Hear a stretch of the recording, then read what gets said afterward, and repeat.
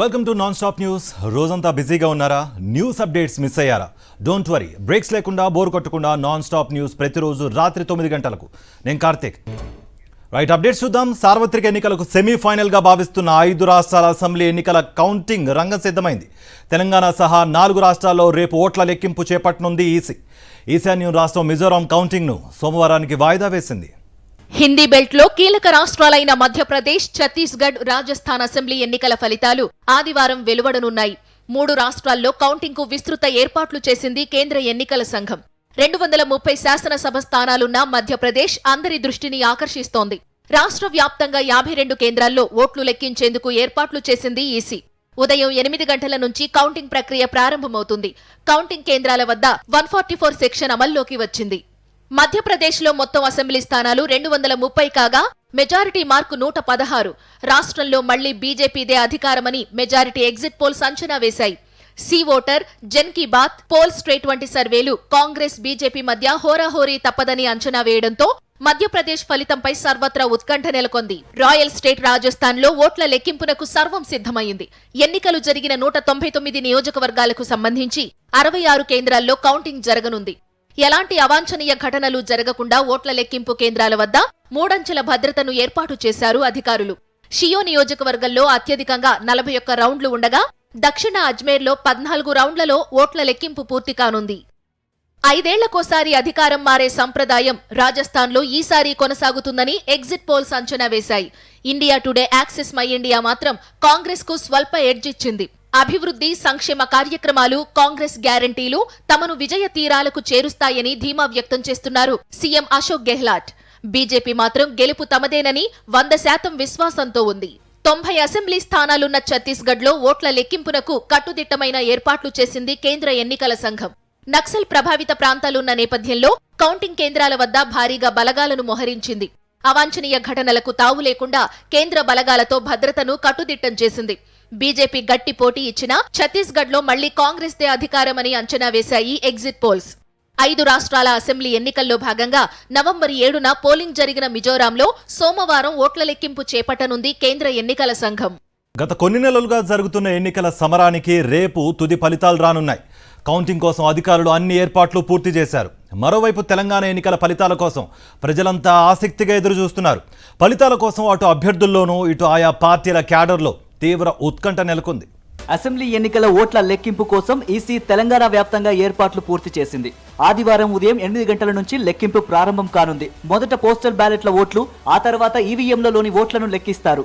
లెక్కింపు కోసం అన్ని నియోజకవర్గాల్లో 14 టేబుళ్లు ఏర్పాటు చేశారు. 500కు పైగా పోలింగ్ కేంద్రాలున్న 6 నియోజకవర్గాల్లో రెట్టింపు సంఖ్యలో టేబుళ్లను సిద్ధం చేశారు. ఓట్ల లెక్కింపు కోసం రాష్ట్ర వ్యాప్తంగా 49 ప్రాంతాల్లో కేంద్రాలను ఏర్పాటు చేశారు. హైదరాబాద్ జిల్లాలో 14, రంగారెడ్డి జిల్లాలో 4, నిజామాబాద్ జిల్లాలో 2 ప్రాంతాల్లో కౌంటింగ్ కేంద్రాలు ఏర్పాటు చేశారు. ప్రతి నియోజకవర్గంలో ఓట్ల లెక్కింపు కోసం ఈసీ 14 టేబుళ్లు ఏర్పాటు చేయగా పోస్టల్ బ్యాలెట్ కోసం అదనంగా మరో టేబుల్ ఏర్పాటు చేశారు. 6 నియోజకవర్గాల్లో 500కు పైగా పోలింగ్ కేంద్రాలు ఉన్నాయి. దీంతో అక్కడ లెక్కింపు కోసం 28 టేబుళ్లు ఏర్పాటు చేశారు. మొత్తం ఈవీఎంల లెక్కింపు కోసం 1766 టేబుళ్లు, పోస్టల్ బ్యాలెట్ల కోసం 131 టేబుళ్లు ఉంటాయి. మొదట ఉదయం 8 గంటలకు పోస్టల్ బ్యాలెట్లతో ఓట్ల లెక్కింపు ప్రారంభిస్తారు. అరగంట తర్వాత 8:30కు ఈవీఎంలలోని ఓట్ల లెక్కింపు ప్రారంభమవుతుంది. పోస్టల్ బ్యాలెట్ల ఓట్లు ఎక్కువగా ఉంటే పోస్టల్ బ్యాలెట్ ఈవీఎంల లెక్కింపు సమాంతరంగా కొనసాగుతుంది. ఒకవేళ చివరి రౌండ్ లోపు పోస్టల్ బ్యాలెట్ల లెక్కింపు పూర్తి కాకపోతే పూర్తయిన తర్వాతే చివరి రౌండ్ లెక్కింపు ప్రారంభిస్తారు. ప్రతి టేబుల్ పై మైక్రో అబ్జర్వర్, ఒక కౌంటింగ్ సూపర్వైజర్, 2 అసిస్టెంట్లు ఉంటారు. తక్కువ మంది అభ్యర్థులు ఉన్న నియోజకవర్గాల్లో ఉదయం 10:30 ప్రాంతంలో మొదటి ఆధిక్యం తెలిసే అవకాశం ఉంటుందని అంచనా వేస్తున్నారు. కౌంటింగ్ కేంద్రాల వద్ద 3 అంచెల భద్రత ఏర్పాటు చేశారు. కౌంటింగ్ కేంద్రాల వద్ద ఎలాంటి ర్యాలీలకు, బాణాసంచాలకు అనుమతి లేదని పోలీసులు తెలిపారు. రాష్ట్ర వ్యాప్తంగా ఎలాంటి అవాంఛనీయ సంఘటనలు జరగకుండా తెలంగాణ పోలీసులు భారీ బందోబస్తు ఏర్పాటు చేశారు. కౌంటింగ్ పరిసర ప్రాంతాల్లో 144 సెక్షన్ విధించారు. తెలంగాణ అసెంబ్లీ ఎన్నికల ఫలితాలపై సర్వత్రా ఉత్కంఠ నెలకొంది. రేపు జరగబోయే ఎన్నికల కౌంటింగ్కు ఏర్పాట్లు పూర్తి చేశారు అధికారులు. ఎల్బీనగర్ నియోజకవర్గానికి సంబంధించిన ఓట్ల లెక్కింపు సరూర్ నగర్ ఇండోర్ స్టేడియంలో జరగనుంది. ఓట్ల లెక్కింపు ఏర్పాట్లతో పాటు ఈవీఎంలు భద్రపరిచిన స్ట్రాంగ్ రూములను రాచకొండ సిపి చౌహాన్, ఎల్బీనగర్ డీసీపీ సాయిశ్రీ పరిశీలించారు. 3 అంచెల భద్రత మధ్య ఓట్ల లెక్కింపు జరగనుంది. లెక్కింపు కేంద్రం చుట్టూ కిలోమీటర్ దూరం వరకు 144 సెక్షన్ అమల్లో ఉంటుందని, ఎలాంటి అవాంఛనీయ ఘటనలు తలెత్తకుండా భారీ భద్రత ఏర్పాట్లు చేసినట్లుగా రాచకొండ సిపి చౌహాన్ తెలిపారు. అన్ని కౌంటింగ్ సెంటర్స్లో కూడా సజావుగా అరేంజ్మెంట్ పరిశీలించడానికి, దాంట్లో ఏది ఉన్నా అవి కూడా చిన్న ఏది లోపాలు ఉన్నా సమస్యలు ఉన్నా అది కూడా పూర్తి చేయడానికి ఇవాళ నేను ఇక్కడికి రావడం జరిగింది. నిన్న కలెక్టర్ గారితో పాటు స్ట్రాంగ్ రూమ్ ఇవంతా కూడా క్షుణ్ణంగా పరిశీలించడం జరిగింది. ఇక్కడ అన్ని అరేంజ్మెంట్స్ కూడా చాలా పర్ఫెక్ట్గా ఉన్నాయి. కృష్ణా జలాల పంపకం, వివాద పరిష్కారం, నాగార్జున సాగర్, శ్రీశైలం ప్రాజెక్టుల నిర్వహణ, కృష్ణానది నీటి యాజమాన్య బోర్డు ద్వారా నిర్వహణ అంశాలపై ఈ నెల 6న కేంద్ర జలశక్తి శాఖ, ఏపీ, తెలంగాణ రాష్ట్రాల ప్రభుత్వ ప్రధాన కార్యదర్శులు, జలవనరుల శాఖ అధికారులతో వీడియో సమావేశం నిర్వహించనుంది. కేంద్ర జలశక్తి శాఖ కార్యదర్శి దేవశ్రీ ముఖర్జీ వీడియో సమావేశం నిర్వహించారు. అయితే తెలంగాణ సీఎస్ ఈరోజు సమావేశానికి హాజరు కాలేనని 5వ తేదీకి సమావేశాన్ని మార్చాలని కోరారు. అయితే ఇరు రాష్ట్రాల అధికారులతో ఈ నెల 6వ తేదీన వీడియో సమావేశం నిర్వహించి అన్ని అంశాలను కూలంకషంగా చర్చించి ఈ సమస్యను పరిష్కరించేందుకు కృషి చేస్తామని కేంద్ర జలశక్తి అధికారులు తెలిపారు. అప్పటి వరకు ఇరు రాష్ట్రాలు పూర్తి సంయమనం పాటించాలని కార్యదర్శి ముఖర్జీ సూచించారు. నాగార్జున సాగర్ ప్రాజెక్టు వద్ద నెలకొన్న పరిస్థితులను AP CS KS Jawahar Reddy వివరించారు. విభజన చట్టంలో పేర్కొన్న నిబంధనలకు విరుద్ధంగా తెలంగాణ వ్యవహరించడం, రాష్ట్ర తాగునీటి అవసరాలకు నీరు విడుదలకు పలుమార్లు విజ్ఞప్తి చేసినా పట్టించుకోని కారణంగానే ప్రస్తుత పరిస్థితులు నెలకొన్నాయని వివరించారు ఆయన. ఈ నెల 6న జరిగే సమావేశంలో ఇందుకు సంబంధించిన అన్ని అంశాలను సమావేశం దృష్టికి తీసుకొస్తామని సీఎస్ జవహర్ రెడ్డి స్పష్టం చేశారు.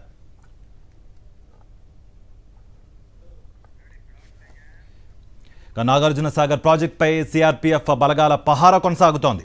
ఏపీ వైపు ఉన్న గార్డ్ రూమ్ పేరును అధికారులు మార్చివేశారు.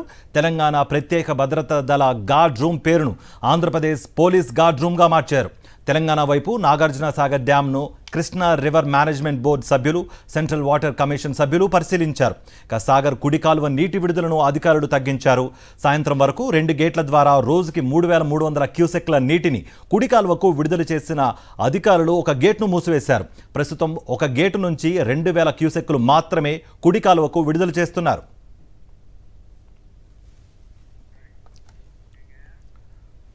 నాగార్జున సాగర్ జలాల విషయంలో టీడీపీ నేతలు, ఎల్లో మీడియా పత్రికలు ఏపీకి ద్రోహం చేసేలా రాతలు రాస్తున్నాయని మంత్రి అంబటి రాంబాబు ఫైర్ అయ్యారు.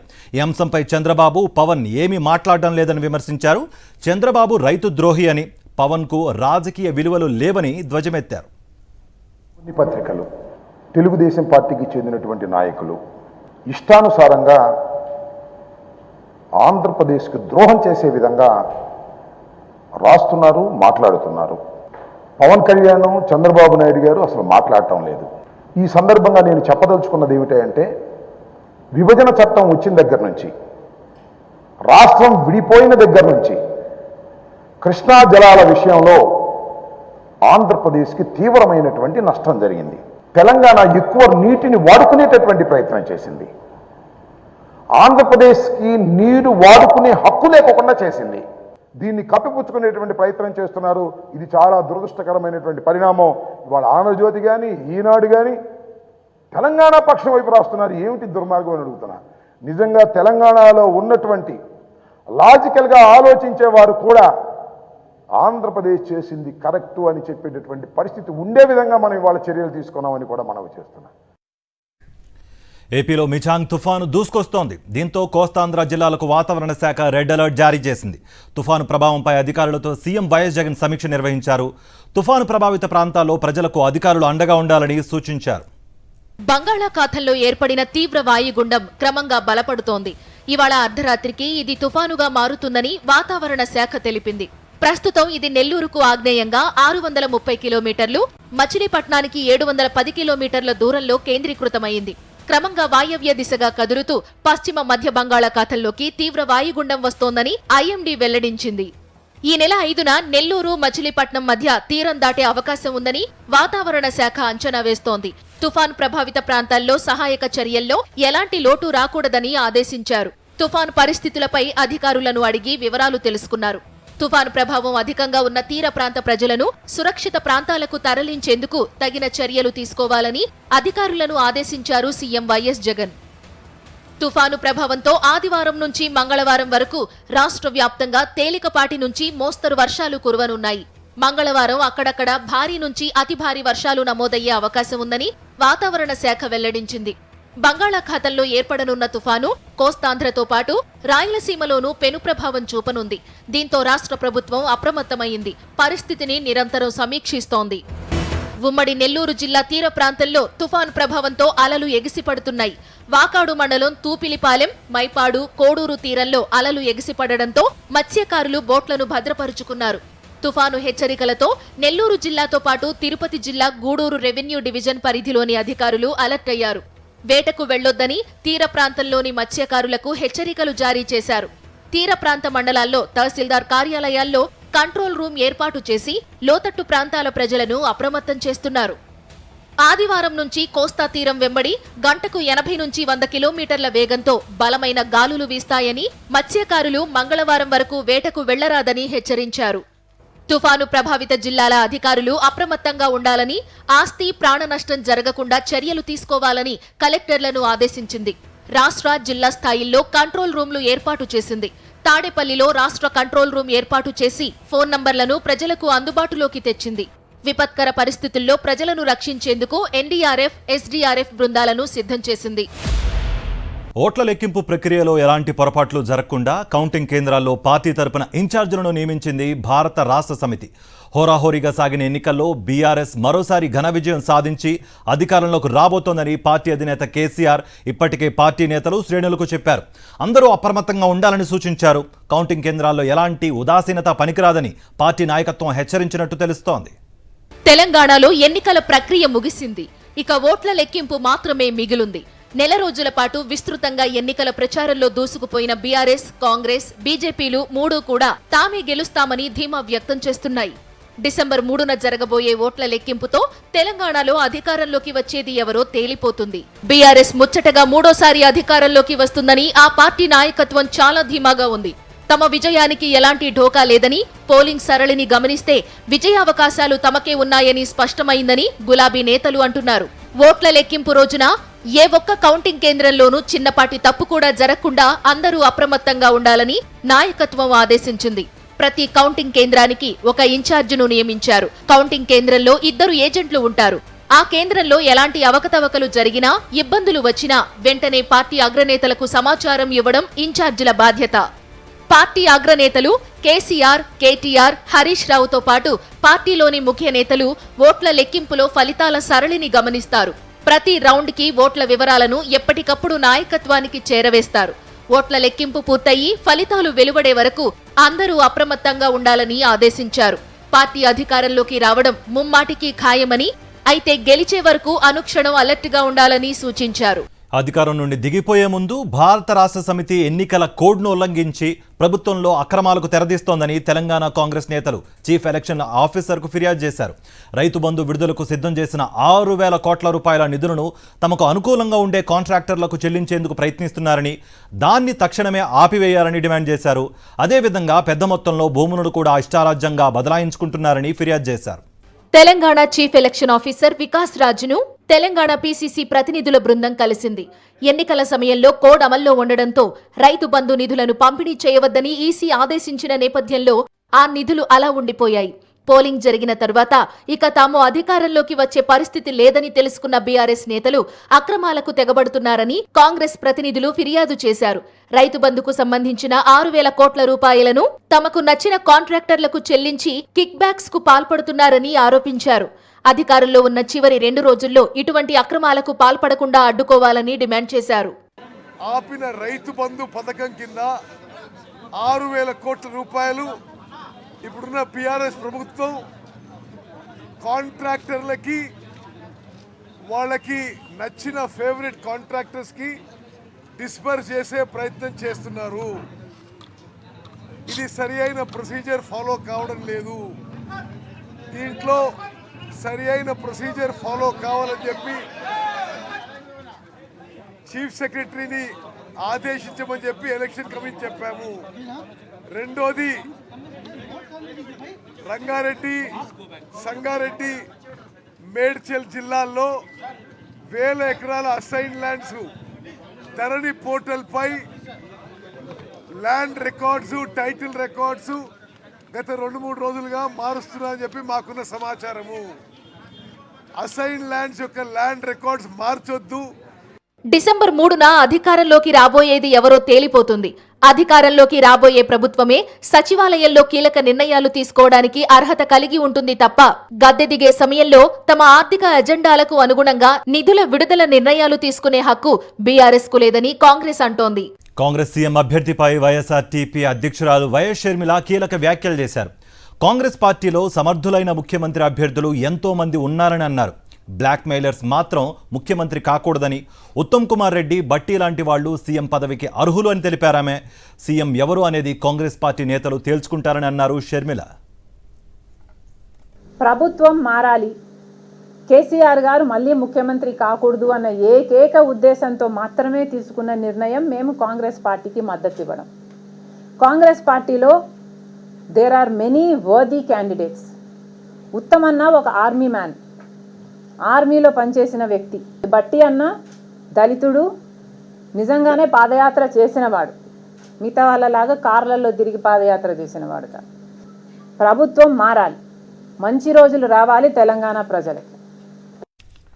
బీఆర్ఎస్ నాయకులు వ్యక్తిగత విమర్శలు, కుట్ర రాజకీయాలతో తనను చాలా ఇబ్బంది పెట్టారని ములుగు కాంగ్రెస్ అభ్యర్థి సీతక్క ఆరోపించారు. అయినా ములుగు ప్రజలు తనను ఆడబిడ్డలా ఆదరించారని తెలిపారు. తానెప్పుడూ నియోజకవర్గ ప్రజల వెంటే ఉంటానని, కాంగ్రెస్ ప్రభుత్వ సంక్షేమ కార్యక్రమాలతో అభివృద్ధి చేస్తానని అన్నారు. రాహుల్ ప్రధాని అయ్యే వరకు శ్రమిస్తానని అన్నారు. నేను 100% నా ప్రజల కోసం కష్టపడ్డా. కరోనాప్పుడు కానీ, వరదలప్పుడు కానీ, ఈ ఎలక్షన్ల కోసమో నేను ఎప్పుడు దాన్ని వాడుకోవాలనుకోలేదు.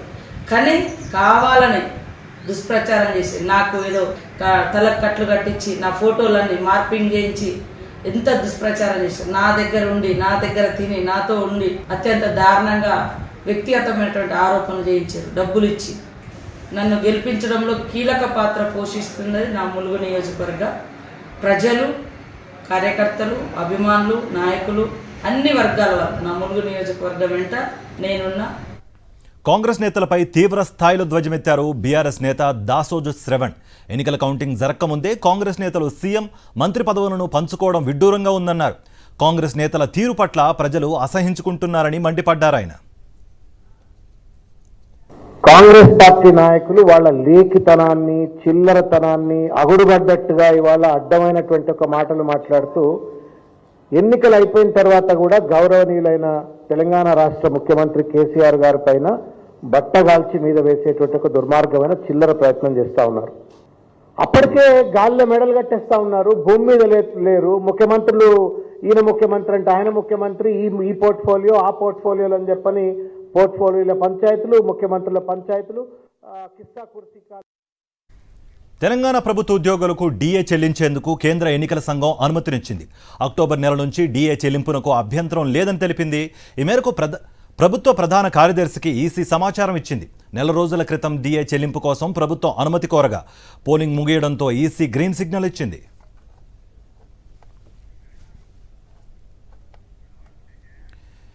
కేంద్ర మంత్రి రాజ్నాథ్ సింగ్ అధ్యక్షతన పార్లమెంట్ అఖిలపక్ష సమావేశం వాడివేడిగా సాగింది. దేశంలో ధరల పెరుగుదల, దర్యాప్తు సంస్థల దుర్వినియోగం, మణిపూర్లో హింస వంటి అంశాలపై సభలో చర్చ జరపాలని విపక్షాలు డిమాండ్ చేశాయి. ప్రతిపక్షాలు లేవనెత్తిన అంశాలపై ప్రభుత్వం చర్చకు సిద్ధంగా ఉందని కేంద్ర మంత్రి ప్రహ్లాద్ జోషి తెలిపారు. అలాగే డిసెంబర్ 4న పార్లమెంట్ శీతాకాల సమావేశాలు ప్రారంభం నేపథ్యంలో 3 క్రిమినల్ చట్టాలకు ఇంగ్లీష్ పేర్లు పెట్టాలని విపక్ష నేతలు ప్రతిపాదించారు. నిర్మాణాత్మక చర్చలకు ప్రభుత్వం కట్టుబడి ఉందని, సభ సజావుగా జరిగేందుకు విపక్షాలు సహకరించాలని ప్రహ్లాద్ జోషి తెలిపారు. జమ్మూ కాశ్మీర్ పూంచ్ జిల్లాలోని పీర్ పంజాల్ పర్వత ప్రాంతంలో విస్తారంగా మంచు కురుస్తోంది. దీంతో ప్రధాన రహదారి మేఘల్ రోడ్డుపై భారీ ఎత్తున మంచు పేరుకుపోయింది.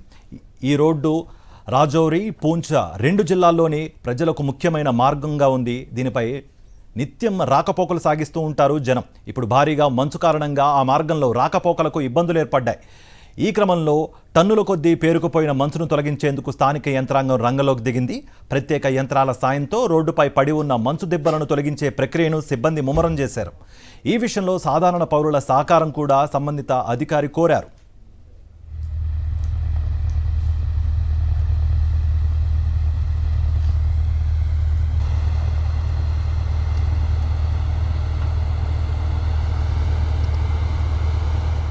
ఇక 14 ఏళ్ల నాటి సత్యం కంప్యూటర్ సర్వీసెస్ కేసులో మార్కెట్ల నియంత్రణ సంస్థ సెబీ కీలక ఉత్తర్వులు ఇచ్చింది. ఈ కేసులో సత్యం వ్యవస్థాపకుడు బి రామలింగరాజుతో పాటు మరో 4 వ్యక్తులు 624 కోట్ల మేరకు అక్రమంగా లబ్ధి పొందినట్లు నిర్ధారించి ఆ సొమ్మును వారి నుంచి వడ్డీ సహా వసూలు చేయాలని నిర్ణయించింది. ఆ 4గురిలో రామరాజు, సూర్యనారాయణరాజు, వి శ్రీనివాస్, జి రామకృష్ణ ఉన్నారు. దీంతో పాటు రామలింగరాజుకే చెందిన ఎస్ఆర్ఎస్ఆర్ హోల్డింగ్స్ లిమిటెడ్కు కూడా ఈ కేసులో బాధ్యత ఉన్నట్టుగా స్పష్టం చేసింది. ఈ మేరకు 96 పేజీల ఉత్తర్వులను సెబీ తాజా జారీ చేసింది. సత్యం ఖాతాల కుంభకోణం వెలుగు చూసిన తర్వాత రామరాజులను సెక్యూరిటీస్ మార్కెట్లో 2028 జూన్ 14 వరకు కార్యకలాపాలు నిర్వహించకుండా సెబీ నిషేధించింది. కాకపోతే ఈ ఉత్తర్వుల అమలు సుప్రీంకోర్టులో ఉన్న అప్పీళ్లపై వెలువడే తీర్పులకు లోబడి ఉంటుందని స్పష్టం చేసింది.